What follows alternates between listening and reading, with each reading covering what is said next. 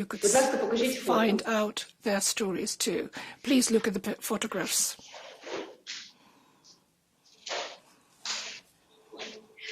This is a nurse from Lysychansk. Her name is Oksana. Even though the war started, she continued to nurse her patients in hospital until she lost her legs in explosion. She got married with her boyfriend in the hospital ward. And at the moment, she is a symbol of our thirst for life and our victorious love. The second photograph is of Liza Chernyshenko from Popasna. This girl is only 15, you can't see it on the photograph, she's just a child. But this child, even though she was shot herself, managed to drive out 4 wounded adults. She got into the car and drove them out.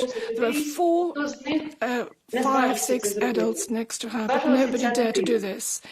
But she managed to do this. At the moment, she's a symbol of our fearless youth. The next photograph is of Tatiana Blizniak, who is breastfeeding her daughter in the shelter in the Ukrainian metro in Kiev. She has become the Ukrainian Madonna. That's how we call her now, and she's the symbol of our mothers. And the next photograph has 2 generations of women from one family, Valeria and Kira, mother and daughter. They both were killed by the Russian missile which hit their apartment block in Odessa. And it happened during our Easter celebrations. And they are the symbols of our losses. The next photograph is the family of Olga Suhenko, who was the head of the community of the village Motyzhin in Kiev region. And she was saving those who were living in her community until the last day when the Russian occupiers have seized her. Her husband wanted to follow her, and in several hours her son was taken as well. This family ceased to exist. They were all killed. And they became the symbol of our resistance.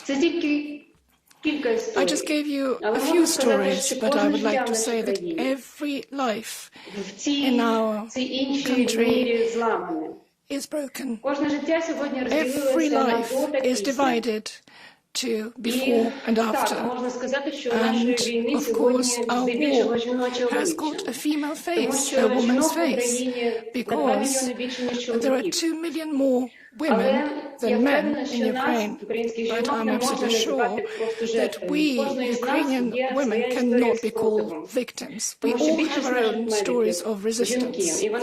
Most of our doctors, nurses are women, and they are fighting, they are indeed treating those who are wounded, and they are looking after women in labor. The majority of women are teachers. And, of course, the teachers who started working with children, sometimes delivering lessons from the shelters, and sometimes doing this from abroad. The majority of our social workers, our civil servants, are women as well, and they still continue to work.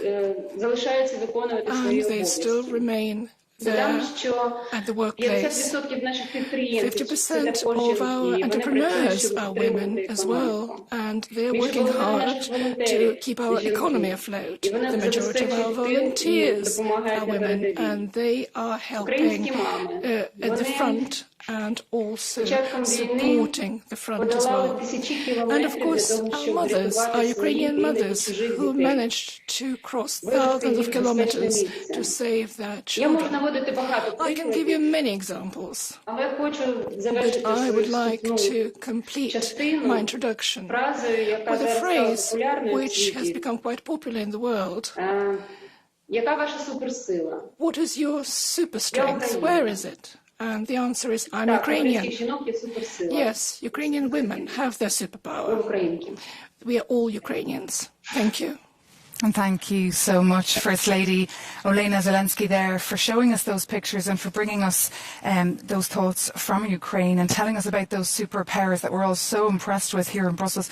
President Charles Michel, let me bring you in. Now, you've been in Ukraine since the invasion began on the 24th. You've been in from 24th of February. You've been there twice.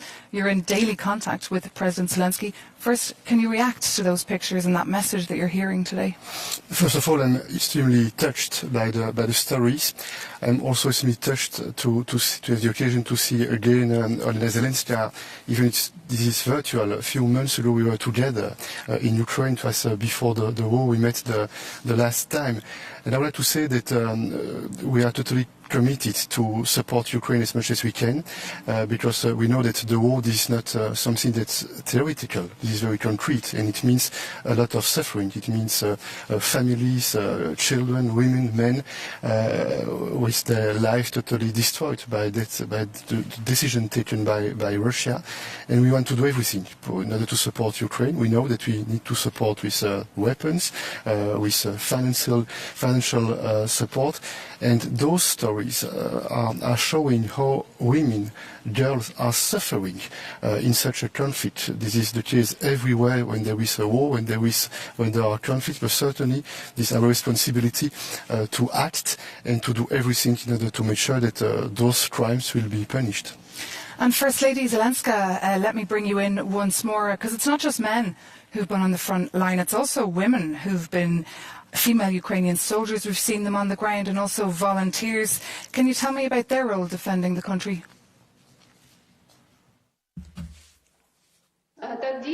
Yes, indeed. When we talk about Ukrainian women, we have got an increasing number of women joining the Ukrainian army.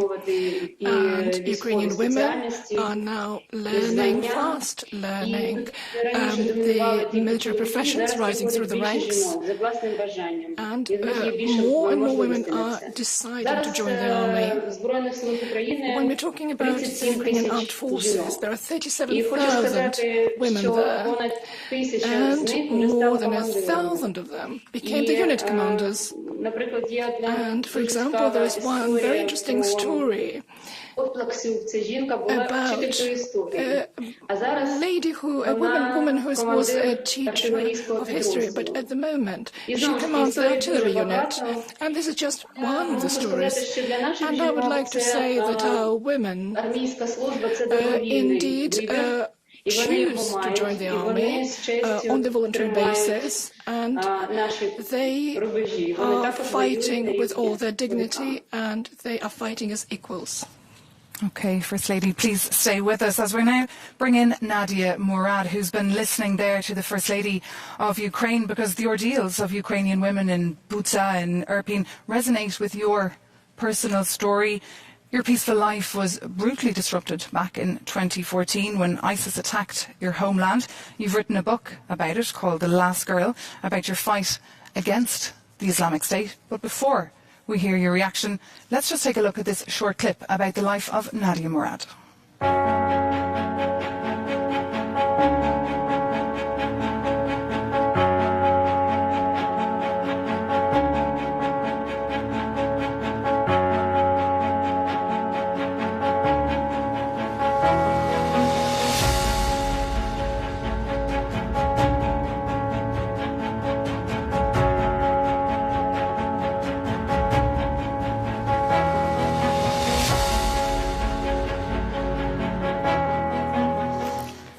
Nadia Murad, you can relate to the issue of sexual violence and rape being used as a weapon against women, and it's happening now in Ukraine. We're in the 21st century and history keeps repeating itself. Well, thank you so much for having me, and thank you for making this happen. I remember from the first time you listened to my story and the story of thousands of women and girls from my community, and since then you've been there for us. Thank you so much. Thank you. Thanks. You know, the history of conflict-related sexual violence is as old as war itself, and it is largely a gender-based violence. The women weave together so much of the fabric of our societies. But regimes like ISIS systematically use sexual violence against women to tear that social fabric of our communities from within. And too often we let them succeed,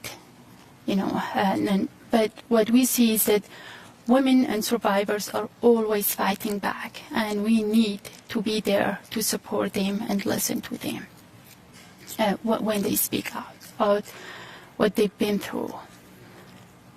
This pattern of sexual violence in conflict repeats itself over and over again because the root causes haven't changed.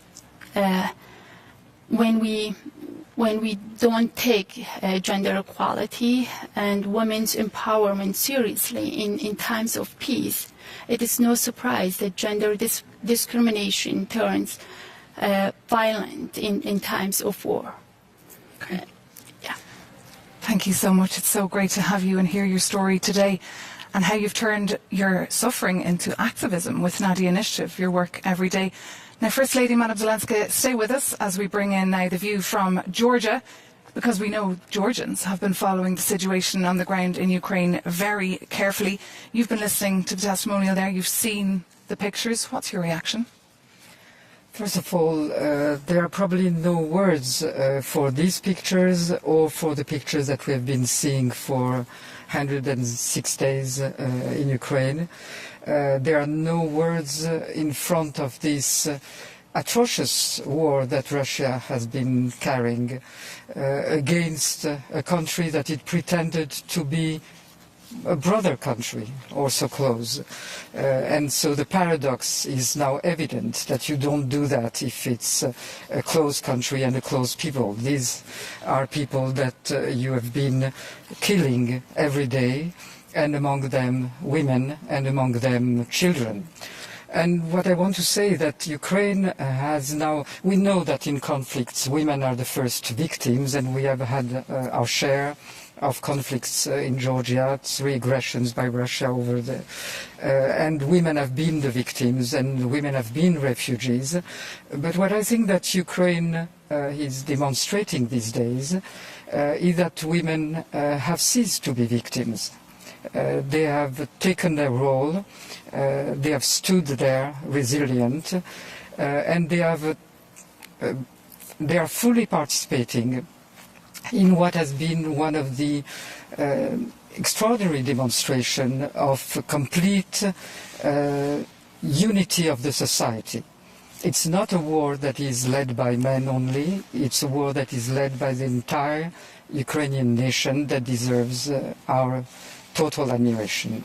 Okay. And I want to convey that message to Mrs. Zelenska, the message of solidarity of all the Georgian women that I represent here.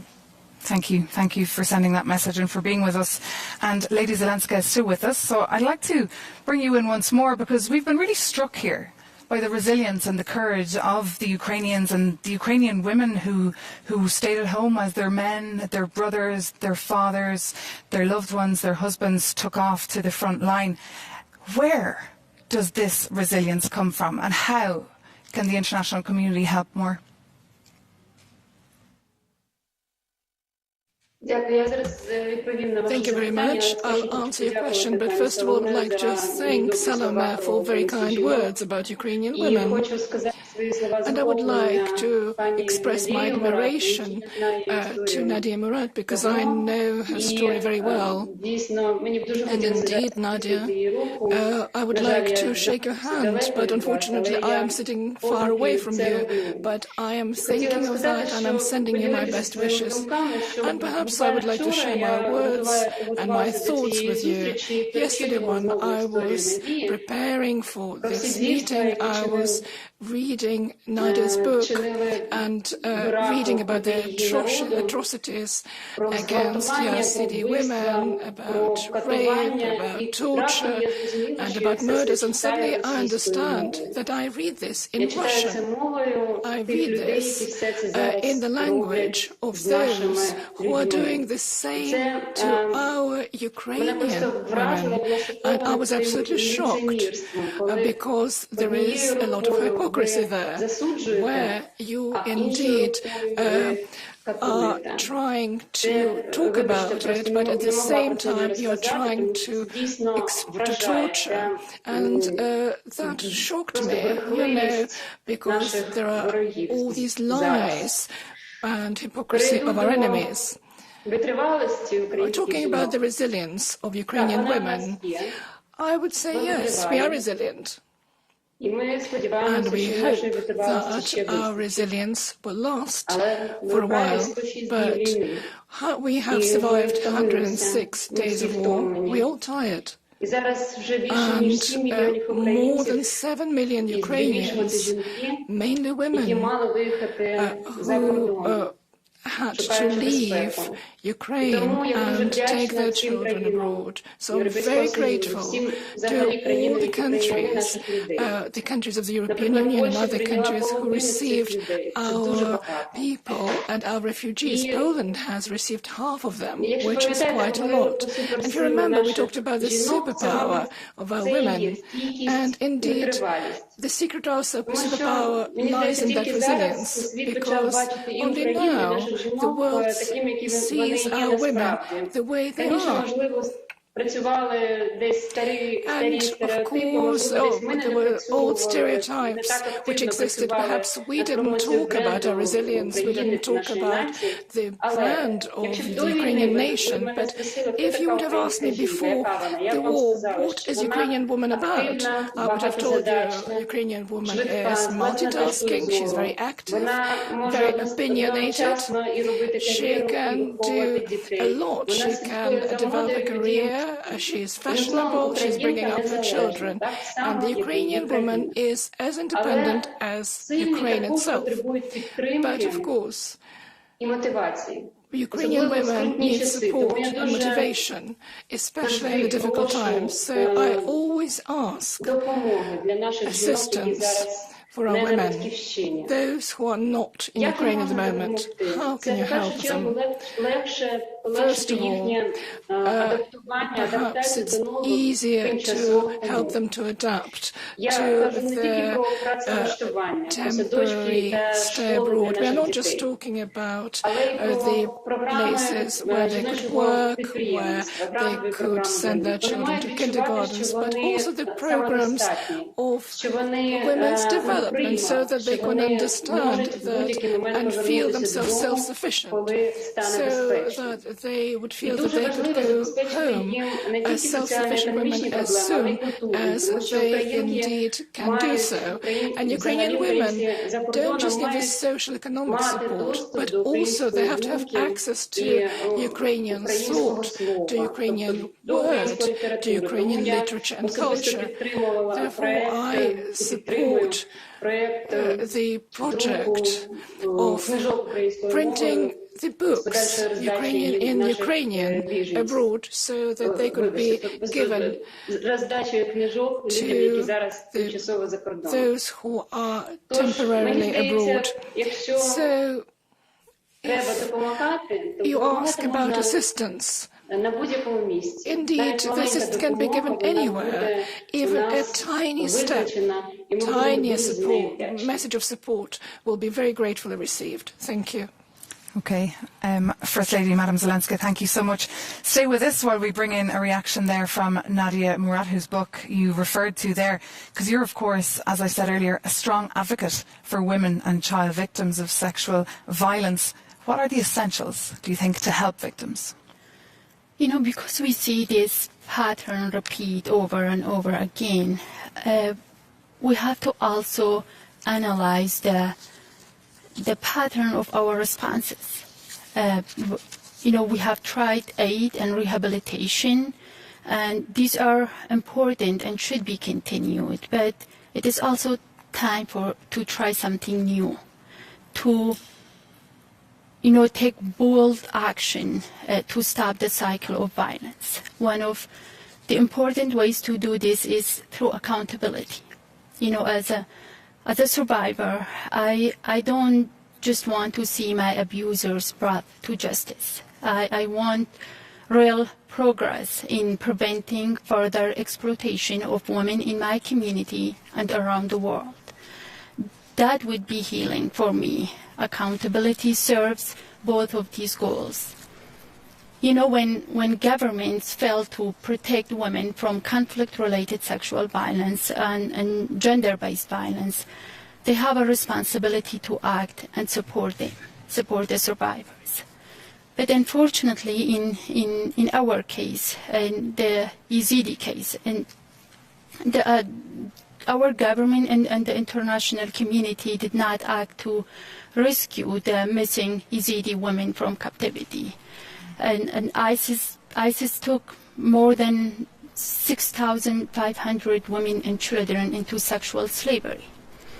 This August, it will mark the 8th anniversary of the Yazidi genocide, while thousands of Yazidi families are still waiting for their loved one to be returned. The 2,800 women and children that are still missing in captivity, including my niece, my nephew, and my sister-in-law, their family are just waiting. And the thousands of other survivors who have escaped from captivity, they did it on their own. They ran from captivity, but they were not able, even after that, to receive any support or justice. Thousands of them are being stuck in IDP camps, in displaced camps, and when they don't have access to any basic services. Thousands of them have returned to Sinjar when they are struggling again to access education, healthcare, and other basic services. So it's really important that we remember that we haven't done enough in the past for other survivors to make sure that this is not happening right now in Ukraine. And I have heard from so many people that close to 90% of Ukrainian people, they are ready to go back to Ukraine when the war is over. And I remember the same thing happened with the Yazidi community. 8 years ago, more than 400,000 people were forced to flee their homes in Sinjar. And 8 years later, the majority of them were ready to go back, and they were hoping that they can go back and rebuild their lives and not letting ISIS to accomplish their goals. But no one was there to help them and tell them that they can go back and they have the right to go back and provide support for them. And I am worried that something will happen to people of Ukraine that are willing to go back, but then we failed to help them. We failed to protect them at the beginning, but then we failed to help them to go back and rebuild their lives. Okay, and that's something, of course, President Saloma Zurabishvili, that you're looking at as well in Georgia. It's your close neighbour in Ukraine. As you mentioned earlier, there are parts of Georgia that are occupied by Russia. Are women there feeling worried? And is there a feeling in Georgia that you could be next? Well, that's a question that is always asked. And of course, once you have gone through one Russian aggression, my family is a result of the first Russian occupation, Soviet occupation at that time, and then it continued, you can never say never. You can never say that 40 kilometers away from the Georgian capital you have the Russian soldiers. So it's a very clear threat that is amplified by the announcements of referendum on annexion, as in Crimea, and then it's taken out, but it might return tomorrow. So the threat is there, but what I want to say here in this building is that the threat is for everyone. It's not only for Georgia, it's for all the countries of Europe. What has not been done at the time of Crimea, what has not been done at the time of the Russian aggression against Georgia is something that has to be done now. And part of it is done, which is that the European Union, the European leaders, have now recognized what is the real face of Russia, what are the real aims of Russia. But then another step has to be done. It's to answer to Russia. And the answer is only one. It's the European Union. It's integrating, the answer is only one. integration. It's the European Union. Thank you so much. It's been so interesting to get your perspective there from Georgia. Thank you so much, President Michel. And of course, this is a topic that's occupying your mind and all the EU summits lately. But just remind our viewers why you have brought all these inspiring women here today for this Women in Conflicts event. I remember a few years ago my first meeting with Dr. Mukwege. I had the occasion to pay a visit to the hospital of Penzi in DRC, and I was extremely touched by the stories of those women and girls victims of rapes in DRC.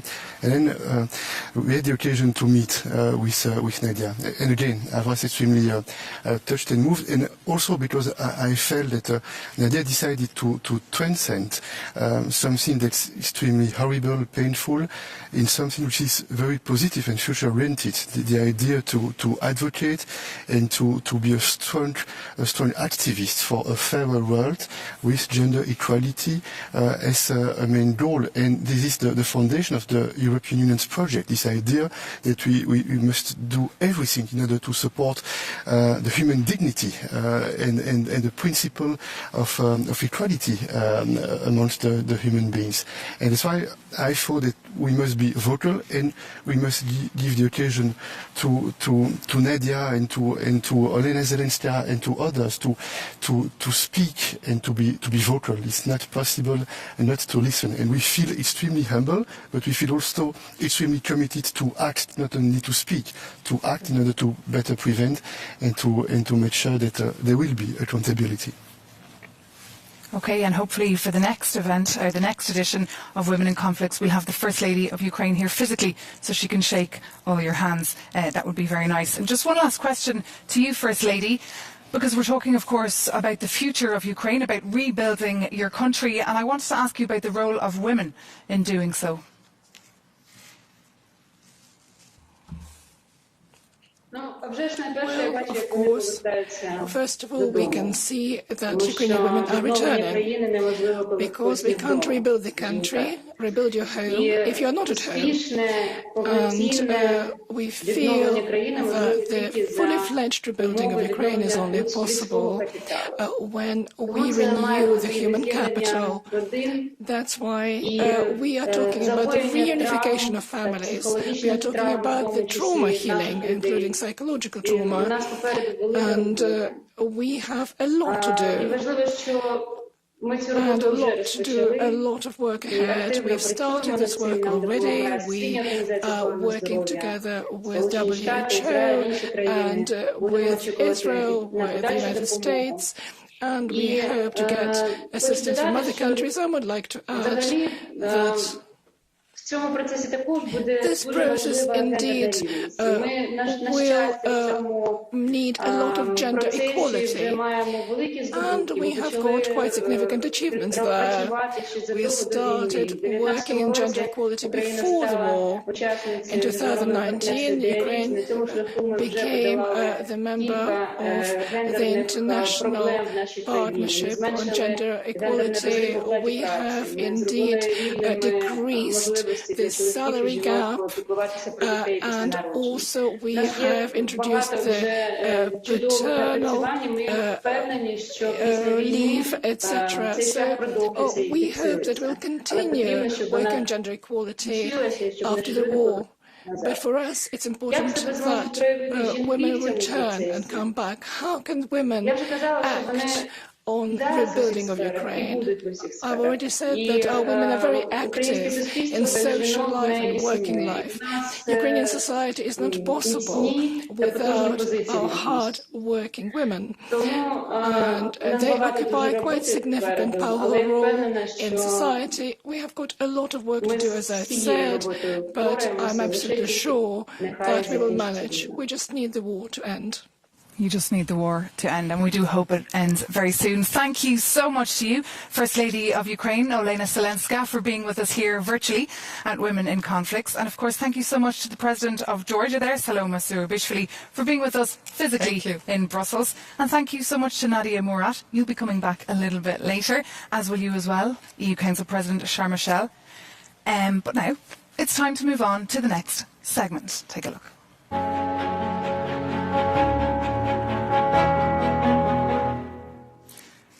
Welcome back to the next session of Women in Conflicts, focusing on survivors, justice and reparations. Now, to set the scene for this part of the event, let's first take a listen to one of the hosts of the event. That's the Nobel Peace Prize laureate and DRC-based gynecologist who's been working for the last 20 years helping victims of sexual violence. That's Dr. Denis Mukwege.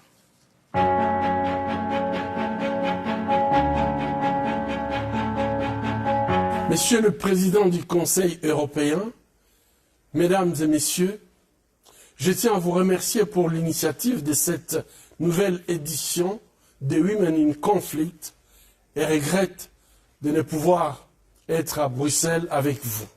Nous tenons à saluer votre détermination à maintenir cette question cruciale à l'agenda politique de l'Union européenne et de ses États membres, car nous le constatons à chaque période de crise et de conflit, à l'instar de la situation actuelle en Ukraine, les femmes et les enfants sont les premières victimes de la violence décidée entre les hommes, et malgré une prise de conscience récente de la gravité de ces crimes, le viol et les violences sexuelles continuent d'être commis en pleine impunité comme méthode de guerre et comme stratégie de terreur à travers le monde, et les réponses adéquates aux besoins des survivantes font le plus souvent défaut.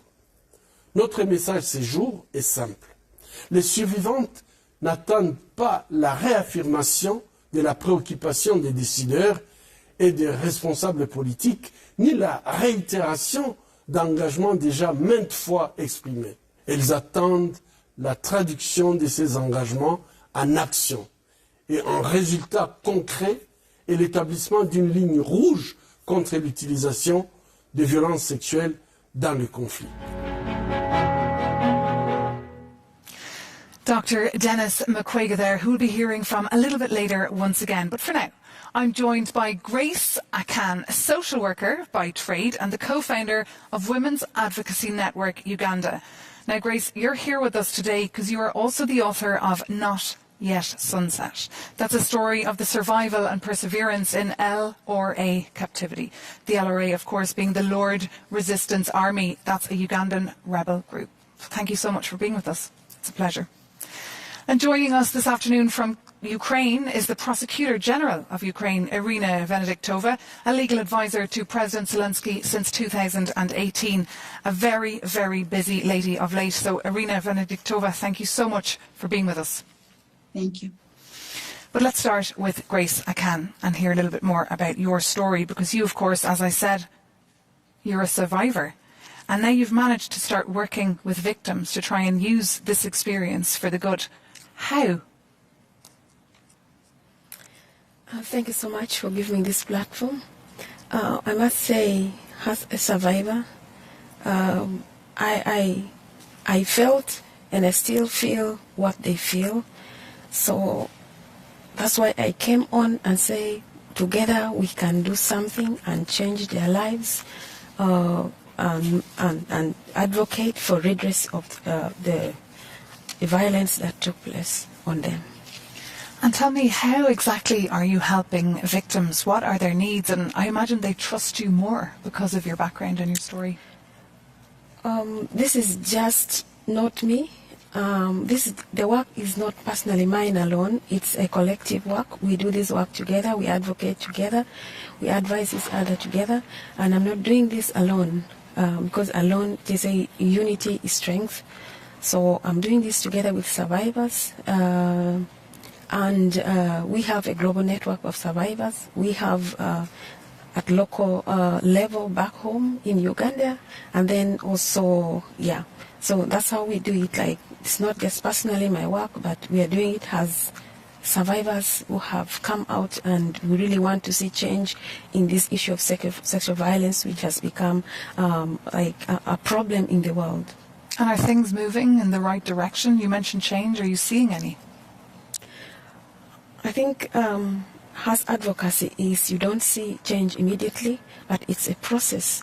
And that process, I can see a little bit, it's coming. We locally home, we are trying our best to ensure that the TJ policy that is being that has been enacted is actually worked on for the good of survivors. Nationally, we are trying to actually ensure that all the challenges that survivors are facing are at the national level, and even globally we are trying our level best through the SEMA network and also through in collaboration with the Kwege Foundation and Global Survivors Fund. And when you meet survivors, what are their stories? What do they tell you, and what are their needs? Their needs are many. Their needs are social, economical, medical, and psychosocial. It's not just one. And unless all those are addressed, you can never say you have done enough for survivors. And when I meet them, I think the fact that we are a support to each other, and I think together we are working towards a solution. Women, supporting women. Grace Lacan, stay with us, and let's head over to Ukraine and bring in the Prosecutor General, Irina Venediktova, who's also been listening to you, because what we've been hearing today as well is that women are the first victims of Russia's war on Ukraine. So I'd like to ask you, Prosecutor General, with your teams, you're of course working around the clock to track down evidence of war crimes that have been committed. But at this stage, what exactly do we know about the extent of Russia's crimes? Good afternoon, dear ladies and gentlemen who are online. I'm very appreciated for such event. Actually, it's very important in the world scale. When we hear such speeches, and I now will speak again about what we have on the ground of Ukraine, it's very important for preventing such aggression and to protect people who are under this aggression. That's why I thank you, I appreciate it very much for giving me the floor, and that you do such events. Talking loudly and forcefully about the volatile situation of women during armed conflict is essential. But even though I will be drawing your attention to facts and figures of how Russia is targeting Ukrainian women and using sexual violence as a tactics of war, I would like to start with the citing Eleanor Roosevelt. And actually, I think it's very important again when I heard these beautiful and strong women on this platform. A woman is like a tea bag. You never know how strong they are until they get in hot water. This could not be truer for Ukrainian women, who became an integral part of the resistance and do not shy away from defending our homeland in any form and in any manner required. Now about crimes committed.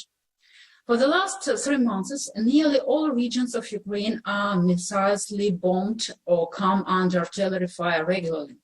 What we know and have documented is that Russian forces are intentionally violating basic principles of international humanitarian law. That is the principle of distinction, not to attack civilian people and targets. This line is nearly non-existent for them. Let me remind you just one example. Bombing of a maternity hospital in Mariupol in March. This was clearly a civilian object without any military objective nearby. Evidence strongly suggests that civilian population and civilian objects are intentionally targeted in a widespread and systematic manner, which is typical of atrocity crimes. Moreover, crimes committed by the Russian armed forces concretely against civilian population are increasing in their scale, size, and brutality. Since the beginning of the full-scale invasion, we have documented the deaths of over 5,200 civilians, including 263 children. This is not the whole picture, however. It is a number does not include deaths on the temporary occupied territories where we don't have access. However, what we can observe from the satellite images and other sources, the situation there is catastrophic. Moreover, as a result of war, over 20,000 civilian objects and objects of civilian infrastructure were targeted, and majority of them destroyed. This includes over 16,000 residential buildings, over 1,000 education, close to 200 medical and up to 300 medical and up to 300 cultural and religious buildings. As of today, we already have initiated around 16,000 criminal cases. It's twice more than we have all prosecutors in system. We also have standalone criminal proceedings into the crime of genocide and the aggression. Our prosecutors, together with other law enforcement agencies, are present at crime scenes and take all possible steps to document and investigate crimes committed. Russia is accused of using rape as a weapon. Is this deliberate, and is this true?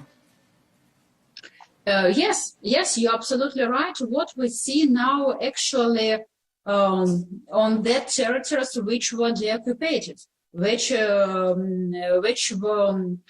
in Kiev region, or what we see actually in other regions, part of Kharkiv region, Russians is using war tactics of intimidation, spreading fear and terror. Sexual violence has become one of the predominant methods of warfare for Russian forces. We continue discovering appalling crimes of sexual violence, including against minors. Such crimes are documented across Ukraine in areas which were in the forefront of hostilities or which were or are under occupation. Again, this includes Donetsk, Lugansk, Zaporizhia, Kiev, Kharkiv, Kherson regions. Why they're turning to these prohibited methods of waging war? To sow fear and break the resilience of Ukraine. This is also done to erase Ukrainian identity. For Ukrainians to be afraid to say that they're Ukrainians. This is how they think and wish to defeat Ukraine's independence and identity. But what these 3 months of war has shown is that they will never manage to attain this objective. However, I can say what they will achieve with the activities. They will be brought to justice before independent and impartial courts for each and every crime they committed, and justice will be sought for victims, their families, and the whole Ukraine. We have 31 ongoing investigations into crimes of sexual violence, including cases of repeated and group rape. This includes 3 cases related to sexual violence against minors. 1 died as a result of violence. We have identified and charged as a suspects 3 Russian soldiers. And this is only beginning, as investigation of sexual violence during conflict are very difficult and it takes time. Unfortunately, again, we experience people from 2014. We had the same situation and we have methodology from that period of time. Cases of sexual violence represent one of the main priorities in my office. There we will take for all appropriate steps to ensure that each and every perpetrator is held responsible. Very difficult for our viewers to digest what you're saying there, but Grace, you can resonate with what you're hearing there, the way rape is being used there as a weapon of war. Would you have a message perhaps for women in Ukraine, for victims and their families? I must say it's a very unfortunate thing, and it's shameful for those who are perpetrating. Rape should not be used against women. They should not take that women are weak. Women are very strong, but I just pray that the war ends and women should not be put as a target in that. Okay. Thank you so much, and I'm afraid that is all we have time for. Prosecutor General Irina Venediktova, thank you so much for being with us and for sharing all those facts. We really do hope justice will be done, and we will stay in touch. Thank you so much for joining us virtually. Thank you very much. Thank you very much. Be strong. Thank you. You too. And Grace Akan, thank you so much for being with us here today and for sharing your story. You take care. But stay with us, because to wrap up this discussion, we can now bring in once again Dr. Denis Mukwege, the Nobel Peace Prize laureate and the DRC-based gynecologist. Mesdames et messieurs, voici plus de 20 ans que nous traitons à Panzi, à l'est de la République démocratique du Congo, les conséquences de ces crimes abjects auprès de nos patientes. Pour répondre au mieux aux besoins des victimes, nous avons progressivement mis en place une stratégie de prise en charge reposant sur 4 piliers: médical, psychologique, socio-économique et juridique. Ces modèles holistiques centrés sur la personne se cristallisent dans un guichet unique appelé One Stop Center, au sein duquel la victime de violences sexuelles peut trouver au même endroit des réponses appropriées à l'ensemble de ses besoins. Quel est le fruit de notre expérience? Face aux violences physiques et psychologiques, nous avons développé des méthodes avancées de chirurgie, de réparation génitale et de prise en charge des traumatismes.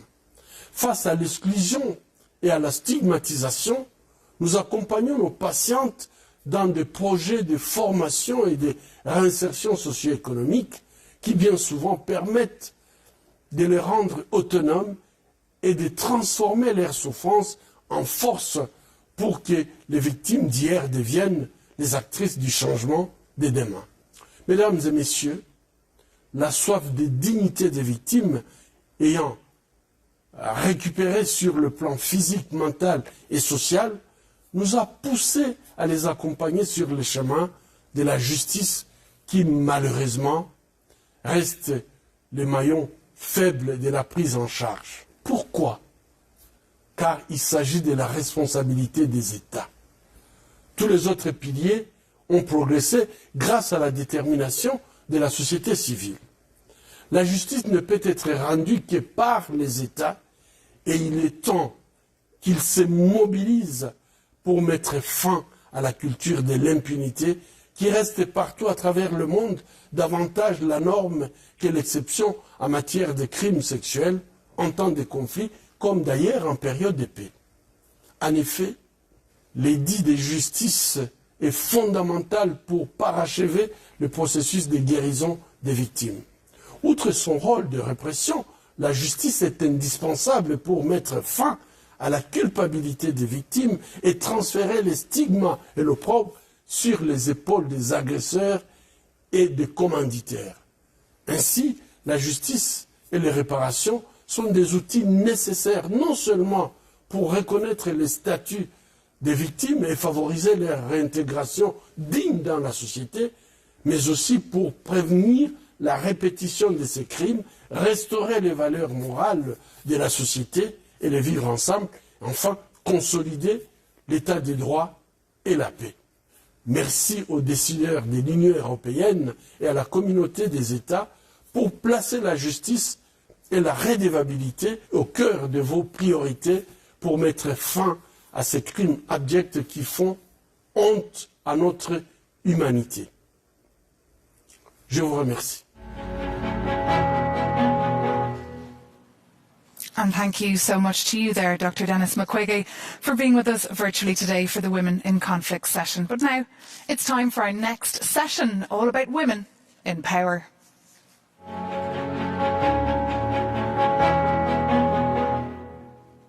Welcome back to this next session, which, as I said, is focused on women in power, but precisely women in power when things are tough, and women's leadership, of course, in times of crisis. And for this, I'm delighted to be joined by 3 phenomenal women, if I say so myself. Habiba Sarabi, the former Minister for Women's Affairs from Afghanistan. Good to see you there. Thank you very much. We met already in the European Parliament of the Afghani Women's Day, so good to see you again. Yes. We're also joined by Mariam Al-Mahdi, former Minister for Foreign Affairs of Sudan. Welcome to Brussels. Thank you. I'm very happy to be with you. And we're also joined by Ola Stefanishina, that's of course the Ukrainian Deputy Prime Minister for European and Euro-Atlantic integration. Thank you also for being with us. So I'd like to start with you, Ola Stefanishina, because we saw on your Instagram account that you have a quote that says, "Strong women were not born. They were created by the storms that they survived." So I'd like to ask you about that and also to get your reaction to the speech of the First Lady. Thank you so much. Indeed, this slogan has been put on my Instagram long before the full-scale war started, but now it has gained so much of different sense. First and foremost, as a Deputy Prime Minister and a member of the government who has now the honor to represent a country with such a brilliant resilience, I've never been choosing whether I survive the storms or not. I simply have to be there and do whatever I can, and I'm sure that my fellow colleagues would understand. So it is very important that we can build and stay resilient, because we've been investing so much to build this resilience in a country, to give the opportunity for the women leaders in Ukraine now to be the 1/3 of Ukrainian army representing and fighting hand in hand with our soldiers, and to empower women so much to make sure that the leadership and the strength they are now showing are backed up with the real steps we've been doing before. But also it is important that in Ukraine, whenever we reveal so many crimes committed on the gender-based nature, we understand that we create the necessary background for those women who for the victims of this crime. They not only feel offended, they need to be guided, to be navigated, the necessary services should be provided. They never have to feel alone, especially those women who are staying in Ukraine, but those who fled out of Ukraine and left without their homes, or very often with the children and the other family in their areas. So we are surviving many, many storms, but we have shown the bravery and resilience as a nation, and we have shown individual bravery and resilience, and I'm particularly proud that 1/3 of Ukrainian government are the women's, and we made sure that over these times of war, our government, our parliament, our local authorities are fully operational. So we are capable not only to face the challenges, but to address and to provide services. We still have a long way to go, but we will survive these storms and become stronger. Okay, and it's not just in Ukraine where we've seen incredibly resilient, strong women, but also in Afghanistan and also in Sudan, where women have been playing a huge role. So I'd like to turn to you, Habiba Sarabi, and talk about the Taliban, how they betrayed earlier pledges to the international community, taking Afghan women back to the darkest hours of the 1990s. The latest example, of course, with TV presenters not being allowed to show their face when on air. So just tell us, what is the situation like now on the ground for Afghan women? What exactly is going on? Thank you very much, ma'am. Special thanks to the President Michel for inviting us for this event, Women in Conflict, to be here. Unfortunately, Afghanistan practicing the worst case at the moment, and Afghan women particularly facing violence, and especially depriving of their basic rights, the rights of going to work, the rights to go for education, to get education, the rights to be allowed to go to their to do some work out of the home without or going to travel. They have to take some male member as a company to them. So the teenage girls are banned from school. They are not allowed. So the human rights violation the freedom of expression, all of them, this is the worst scenario, the worst case in Afghanistan. Not only women, but unfortunately the minority, the Hazara and Shia, and also the north part of Afghanistan, Panjshir, the people who belong to Panjshir, it's a valley that they are resisting. So all of them is under pressure, and Taliban are going to their houses and searching their houses and accuse them for being against the Taliban. So the situation is one of the worst in the world at this moment in Afghanistan. The situation is one of the worst of the world in Afghanistan. Well, I'll ask you in a minute what the international community can do to help. But first, I'd like to turn to Mariam Al-Mahdi and talk about how women played an instrumental role back in April 2019 during the overthrowing of the al-Bashir regime. Tell me, what has your experience been as a female politician in, of course, what's a very male-dominated environment? Indeed, first of all, I'd like to thank you very much for giving us this opportunity, and also for showing highest commitment for the issues of women, which is really part of the improving the future for the world, and to give thanks to the Commission, European Commission, and President Michel. This is really very impressive to have this occasion while we couldn't hold it in the first place. As you mentioned, Sudanese women are very known for their outstanding perseverance and leadership, not only as politicians but also as military leaders. We have the Kandakas in the ancient history of Sudan, 4,000 years before. They were not only rulers for the in Merawi, in Kush kingdom, but they were also military leaders. So for Sudanese women to be leaders was almost what they know inherently. There was relentless efforts by many cultural aspects to put women aside, but because women strength in Sudan is so well integrated and inherent, the chance came, I think, through all the resistance against the previous regime of Sudan. Since the first days, because they also targeted women, they put them as symbol of something to be hidden. This brought women outside in different aspects of the resistance against the previous regime, till all culminated to the glorious December revolution, where women were put. Actually, we used to have like demonstrations in 1 p.m. and this demonstration anywhere will be launched or initiated by a lullaby by the Zaghruda, that it initiated by women. It was not only that they are initiators, but also as leaders for the way ahead and to plan what happens. It's, of course, it was difficult because usually women are not given the appearance. While they do the hard work, they are not given the appearance. I wouldn't say we succeeded in that. It's still a long way to go. But at least there is this feeling of appreciation. Also now, for after the coup, you know, now in Sudan there is a coup, and women still in the front lines combating and confronting this coup. We had many martyrs of our youth. We held them all the time.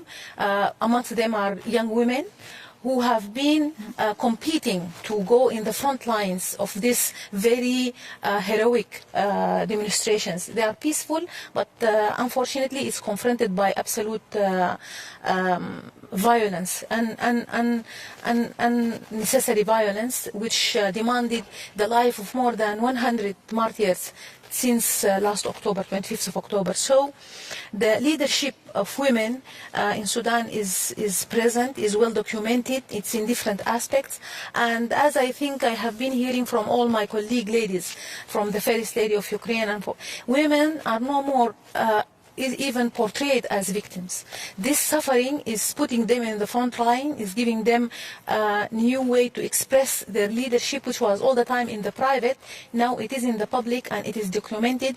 And I think like such events also make strong women apparent, and they were all the time through the history. But unfortunately, as we all say, the history is his story, and now we need to make her story, the history, her story. So with the media, with the information, with the documentation, now women are proving that they have been all the time leaders, and that they have been all the time there working for all the civilizations. Well, today it's all about her story with all these formidable women on the stage. I'd like to turn to you, because listening to you all from Afghanistan, Sudan, Ukraine, so many differences, but of course so many similarities, this thirst from women to stand up and be heard. What will you, Ola, take back home from what you've heard from your counterparts here on the panel? There's another common thing, I think, that unites all of us. We have years of experience in struggling, in fighting the wars, and since 2014 we have learned our lessons, and what we know right now is that every suffering of every Ukrainian woman is the collective horror of our nation. But what you should know about our nation and Ukrainian women, and basically about Ukrainian people, that we are guided and energized by our suffering. And what we did for the first, we documented each and every case of assault against women and children and elderly people, against any civilian. We've identified all the perpetrators, and as Irina was saying, some of them has been already brought to justice. And we will do our best to empower and to give strength to those women who faced this by services we will provide to the government. But what is more important, we know very well right now that the assault against women and the sexual violence in a conflict, it's not an individual act of crime of the Russian soldier. It's a targeted, the cheapest, and the order-oriented mean of demoralization of population. It is the most underreported crime. We will do our best to collect all the evidence, to bring everybody to justice. We are already doing it, but also to make sure that those people who faced the horror of these crimes know that they are supported by the government, they are supported by the nations, and those who are guilty are brought to justice. But meanwhile, Habiba Sarabi, in Afghanistan, people do not feel supported. As you said earlier, young girls cannot even go to school. So what are you asking for today here at the Women in Conflicts event from the international community? First of all, there should be a pressure to fulfill the agreement that they have done, the Taliban have done with the United States, because unfortunately I was one of the negotiators with Taliban in Doha. So there was an agreement, everybody knows about that between the Taliban and the United States. But at this agreement, there was something that the Taliban should fulfill to their promise. There should be a pressure and joint efforts from international community, including the European Union, that the Taliban should fulfill that commitment. And secondly, there should be a joint pressure to Taliban that to reopen the school for girls. Not only our target is not only to reopen the school, the inclusivity and a government that should be run by, or the outcome of the government should be by the vote of the people. It's very important. The international community should put pressure, including the neighboring country, which is they have played a bigger role, and also at this moment, unfortunately, the Afghan people are suffering from poverty and the shortage of the resource or food in Afghanistan. There should be, for the humanitarian aid, there should be an independent committee a joint independent committee this committee could control the humanitarian aid, and it should be mixed from the international community, the donor countries, and the UN agencies and private sector and civil society from Afghanistan. And also I want to urge that this international community, that they have office inside Afghanistan, they have to hire more women, because it can be a kind of signal for at least for the Taliban. So we have a saying in our own language that as much the mountain can be high, there is a way on the top, on the peak. So I'm sure that with joint effort there will be a solution for the problem of Afghanistan. With a joint effort. Okay, Mariam Al-Mahdi, I'd like to bring you in here as well, because I imagine there's a lot of hurdles for women who want to play a role in politics. But how and what role can women play when contributing to a solution out of the crisis there? Well, actually, no role that women cannot do, actually. Women are negotiators. Women are sharers. Women are very much putting their hands on the pulse of the needs of the people. And now, while we are having so common challenges in the world, problems of the environment, problems of meagerness of the resources, problems of pandemic, of the corona and of the COVID and all the consequences it's bringing to the world, and the anticipation of more conflicts, unfortunately. All these demands now for the first time for the humanity to look seriously into the equality of using all its resources, men and women, because women and men are the wings of humanity. So we need the faculties, we need the strength of both this humanity. That's why the need now for women leadership in the world is an actually very practical and very pressing need. For that, there are so many hurdles. The way actually the state itself is put like a club for more militarized males. We need to redefine citizenship in different aspects of the world, in different ways. For that, the type of qualities that needed for a leader, they are more controversial for women, because they are supposed to be shy, they are not supposed to speak loudly, they are not to be forthcoming. And when there is a leader, she is formulated like a masculine. This is not right. We need also to make use of the technology now. People now could do a lot of meetings, a lot of negotiations through the media, through the civil society. How we can integrate more women into decision making by using this means. For that, in Sudan, I wouldn't say we are finding a nice time. Actually, we are having a very serious problems. But still, something that we need to work on is to have more networking amongst ourselves. And at the same time, to make use of the will of the people or the strong organization in the world, like the UN, the EU, like the African Union itself, and many other international supporters. For the UN, I think UN Women, it was a very important development in UN system. But still, I think it needs to make more outreach to local women.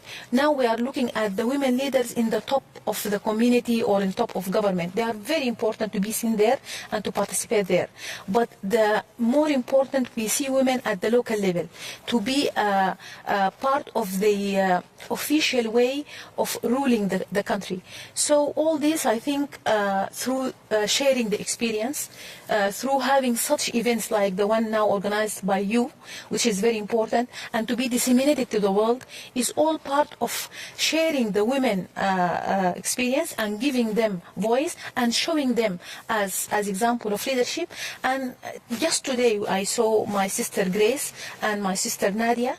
They are not victims. They are now leading the world through their suffering to lead the others. This we need to share more and to host them in Sudan and to present, like many of our ladies we have the conflict, the most famous, unfortunately, and disgracefully we talk about it in Darfur, which there is after the peace there is some regression, serious regression now in the Nuba Mountains, in different parts of Sudan.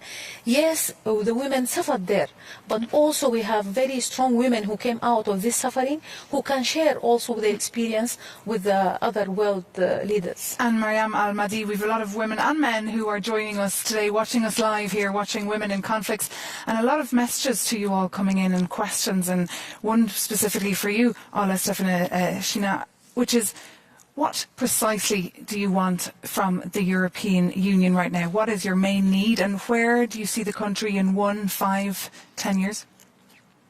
Well, first and foremost, European Union has already believed in the efforts we are taking as a government to ensure that we help Ukrainian women suffering from the war financially. So we've presented the governmental framework, which is already supported. But I think that without going into many details, to make sure that we can plan our country bright and free in 5 to 10 years. We have to end the war. We have to make sure that none of the leaders of European Union and European itself is not taking any step to legitimize at least one crime or any victim of the crimes committed on our soil these days, because everything you can imagine since the Second World War happened here, except of the nuclear bomb shot on there. So we were murdered, we were tortured, we were tortured by hunger, we were shot in our heads, we were raped. More than hundreds of children already died just because of the bombings and shellings. Nothing should be legitimized. But you should never doubt, and I'm sure that President Michel knows it very well, that Ukraine is like a Lego.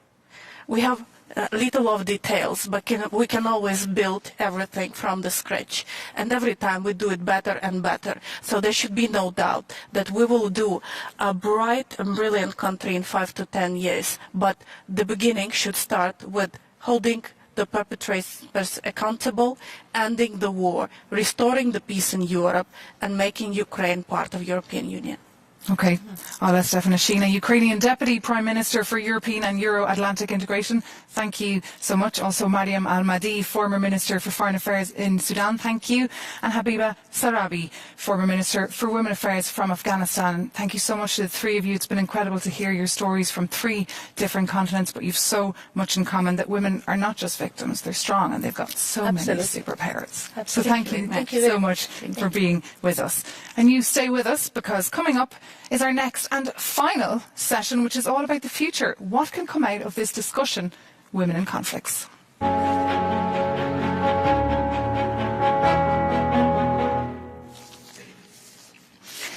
Well, to look ahead at the next steps, I'm delighted now to cross over to Paris and bring in Louise Mushikiwabo, the Secretary General of the Organisation Internationale de la Francophonie.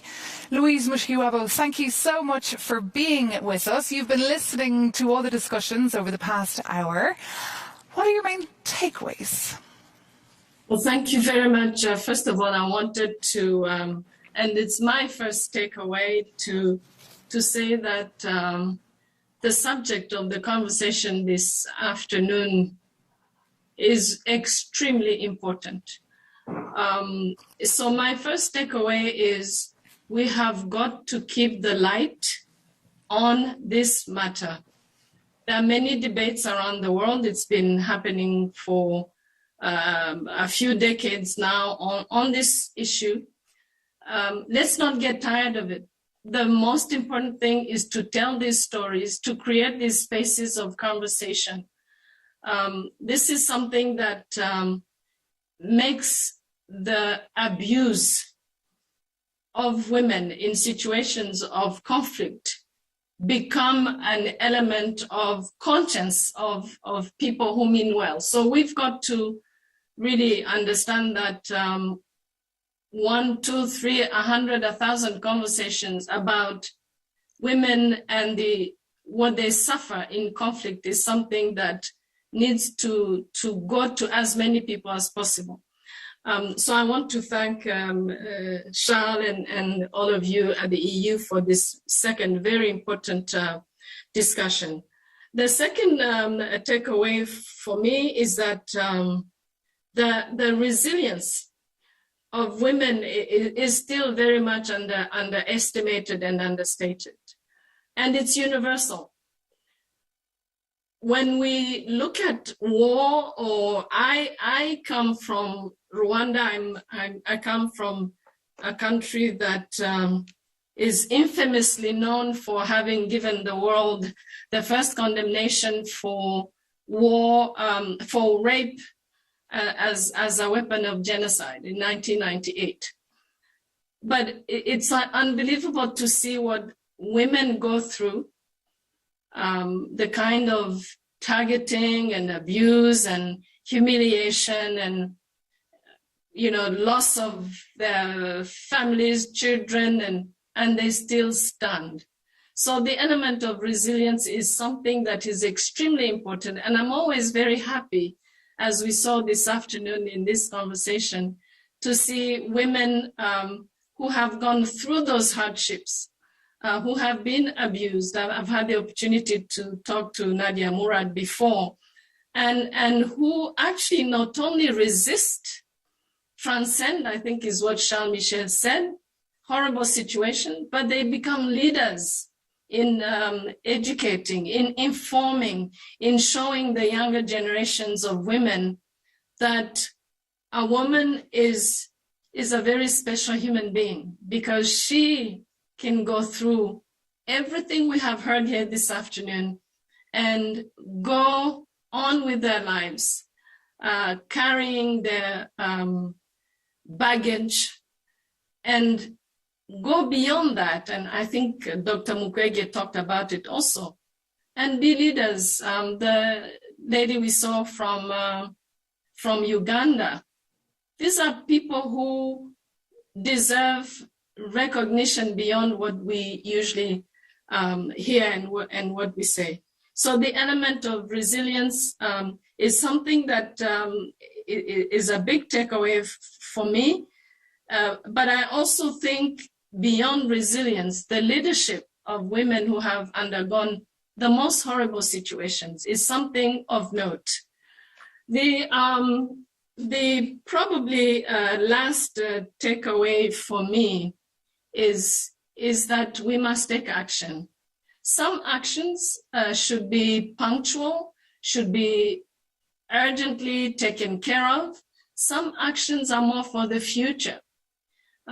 We saw these wonderful women who survived incredible situations. We heard the horror of the current war in Ukraine through very smart women. We saw women leaders, decision makers. And so it is critical.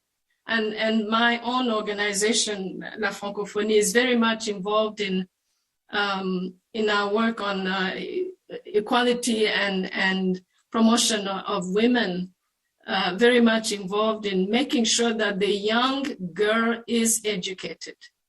Okay. When these women we saw who articulated very clearly what happened, what should be done, prosecutors, members of parliament, it's very, very critical that to fight this war of violence against women, we need the right weapons. And educated women, starting with young girls, is one of the most important weapons. One thing we do also at La Francophonie, particularly in Africa, is that we support and mobilize women to run for office, for political office.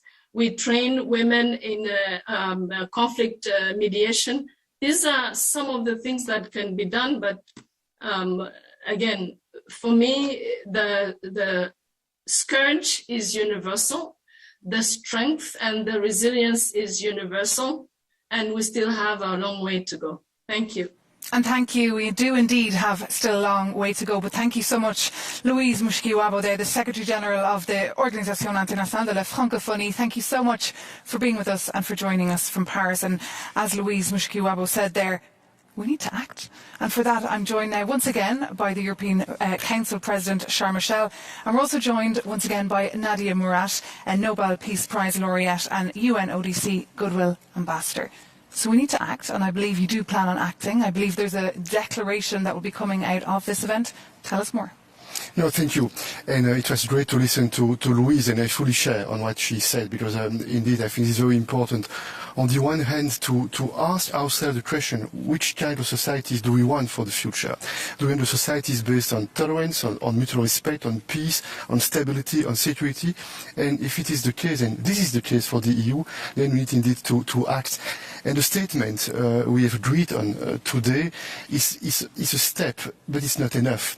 It's very important to take action. It means that we need to prevent as much as we can. Education is a powerful tool. This is obvious, point one. And we need also to make sure that those who committed those atrocities will have to be accountable for what they are doing. And that's why it's also important to listen to the experience of the General Prosecutor of Ukraine, when she said this is right. We need to collect the evidence and to make sure that we will do everything in order to do justice. Thank you so much, Nadia Murad. I want to bring you in as well, but first, briefly, we will cross over to New York to bring in Sima Sami Baus. That's, of course, the Executive Director of UN Women. Thank you so much for being with us. And I want to ask you, based on your experience, and of course you're a co-host of today's Women in Conflicts event, what actions in crisis settings is UN Women proposing for women, for peace and security, to instill change as soon as possible? Thank you. Thank you very much. Allow me first to thank the EU and President of the European Council, Charles Michel, for hosting this very important event, especially at this time. I would also like to extend my gratitude to our co-panelists for this concluding discussion, Louise Mushikiwabo and Nadia Murad, and to all of today's discussants for all the insightful interventions that I have heard. I am glad to note that also the Brussels Declaration on Women and Conflict, as an outcome of this event today, will reflect the urgency of the points raised by all panelists. Most importantly, that it reflects the lived experiences of women leaders and people and women living in conflict, as we have heard also from all the panelists today. Today's discussion also reminds us of the unprecedented challenges that the women, peace and security agenda is facing as the global security situation deteriorates in the wake of COVID-19 pandemic, but also the global energy crisis, increasing commodity prices, and rising food insecurity will all impact women and girls first and hardest. Climate change, which continues to be one of the biggest threats to people and planet, will also increase conflict over natural resources and create severe shocks. Here too, women are disproportionately impacted, often working in areas directly impacted by desertification or drought. In fact, I must remind everyone that in the 66th Commission on the Status of Women, which was held in March, just a few months ago, it recognized the key interlinkages with conflict, migration, and increased violence, including sexual and gender-based violence during times of crises. We must all work together to take these conclusions forward. And I must also say that our collective peace, security, and our path to Agenda 2030 and sustainable development is all under threat. At the onset of the crisis, women are often the first to respond, providing vital humanitarian support, building peace, and mediating local conflict. And yet this crucial role is often overlooked. You know, I must give a few examples. For example, the Taliban takeover of Afghanistan is a shocking manifestation of the nexus between insecurity and inequality. In Sudan, only 2 years after women's role in the revolution was celebrated and promises were made, everything was interrupted and halted. In Ukraine, Our recent rapid gender analysis has shown that women CSOs and women volunteers mobilized quickly to ensure that their communities and IDPs receive the support they need to access critical services and humanitarian aid in local communities, providing support and services to victims of sexual violence and raising the alarm on cases of human trafficking. Yet, we also see that women are not fully involved in decision-making regarding the humanitarian response, and decisions often do not adequately reflect the needs and the priorities of different groups. So in the aftermath, if we look again, in the aftermath of the Taliban takeover of Afghanistan, UN Women stayed in country to deliver for Afghan women and girls. UN Women supported the establishment of the Afghan Women Advisory Group to advise the humanitarian country team on how to better respond to the needs of women and girls, and to provide advice to improve the humanitarian community's engagement with the de facto authorities at the Kabul and provincial levels. We know that the normative policy framework on women, peace and security, and gender in humanitarian action is strong at the global level, but implementation lags behind. Without peace and security, we will not have sustainable development, and without women, we will not achieve peace and security. I must also say that the 10 Security Council resolutions on women, peace and security place women's participation at their center. Research is showing us time and again that inclusive, diverse, and consultative peace processes are more resilient and sustainable. Yet too few women are participating in formal peace processes, either as mediators or negotiators or signatories. They are largely absent. Similarly, the voices of women and girls are often neglected during the decision-making over humanitarian aid, planning, and delivery. We also know and have heard today that conflict increases gender-based violence, from early forced marriages to rape as a weapon of war to increased incidents of trafficking. So we must address this, and we must ensure that there is no impunity, that services are available for survivors, and that they are heard. So in recognition of the need to bring about transformative change, UN Women houses the Secretariat for the UN Women Peace and Security and Humanitarian Action Compact, which brings together governments, civil society, the UN system as a whole, and the private sector to drive this necessary progress. Women's full participation and leadership is central to the actions across all areas of this compact's work. We also know that flexible funding to sustain women's rights organizations is needed. Again, in Afghanistan, for example, the Women, Peace and Humanitarian Fund, with its secretariat at UN Women, mobilized its rapid response window to provide immediate support for Afghan women human rights defenders. Also in Ukraine, the fund is channeling flexible funding to women's organizations, ensuring that their life-saving work, including sexual and gender-based violence response work, can continue to be supported. Let me end my remarks by highlighting 3 priorities based on UN Women's recent experience in crisis settings as a call to action. As you have all highlighted, we need to act, and quickly, to drive the change that is so urgently needed to transform security around the world. 1, women must participate meaningfully in decision-making on humanitarian action and peace and security at all levels. The specific needs of women and girls should be identified and adequately addressed in humanitarian response plan. Second, as our rapid gender assessment in Ukraine demonstrates, there is a need for reliable and rapid research, data, and analysis on the gender dimensions of any conflict to guide gender-responsive programming and policy. Third, and finally, reliable, sustainable funding for all aspects of the women, peace, and security agenda and for gender-responsive humanitarian work is crucial. For us to make real progress, we must resource women's leadership, we must resource women's leadership. And to consolidate those gains, we must ensure that those resources are sustainable and reliable. And I thank you very much. And I thank you very much, Seema Sami Baous, the Executive Director there of the UN Women, talking to us there from New York. Thank you so much there for all those details about what UN Women are up to in Afghanistan, in Ukraine, and of course all across the globe. And you listed there as well a very long list, a to-do list. So Nadia Murad, I would like to bring you in once more to conclude, if you like, the Women in Conflicts event, and just tell us what can and what should be done now moving forward.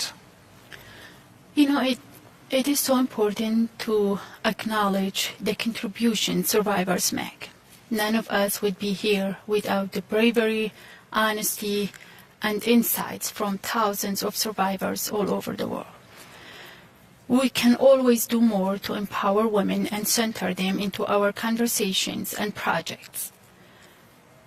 And, you know, reparations are important. Reparations are a powerful tool of justice. They provide much deserved recognition and restitutions for survivors, and they also empower survivors with choices for, you know, about how to heal and rebuild their lives. And that is the reason Dr. McQuigg and I have founded the Global Survivors Fund, to provide interim reparations to survivors. To break the cycle of violence, we need to empower women, survivors, and marginalized communities everywhere with resources and security. And we need to hold perpetrators accountable for sexual violence and end the culture of impunity. And this is our, you know, this is our core mission at Nadia's initiative, to empower women and give them socioeconomic independence. We have to address gender equality as a critical issue of peace and stability, and we have to mainstream gender into conflict prevention, response, and peace building as well, so that we prevent and not just respond to sexual violence. Okay. A very moving message there, Nadia Murad. Thank you so much for bringing it here to the second edition of the Women in Conflicts event. And that, in fact, brings this event to an end, this second edition. I just want to say something about the declaration. You know, what is powerful about this declaration is that it does not only state the facts. Naming and recognizing the problem is so important. And, you know, but this itself, it cannot make change without the political will. Article number 5 is really key here. It acknowledges that all states have a responsibility to end sexual violence. And Articles 6 and 16 lay out the important steps for how to do that, because we need action. We can't just, you know, give words to survivors. And I wanted to, you know, tell everyone here that I want to convey that our work is not done when we leave here today. It is not done when we sign onto this documentation. We have to write these words into laws and projects, and we need to live them. Okay, your message is being heard loud and clear right here in the Europa building, in the headquarters of the European Council. Isn't that right, Sharm? And that brings our second edition of Women in Conflicts to an end. Thank you so much to our formidable women who took to the stage today to share their stories. And thank you so much to President Sharm for hosting us. Take care, thanks for watching, and see you soon.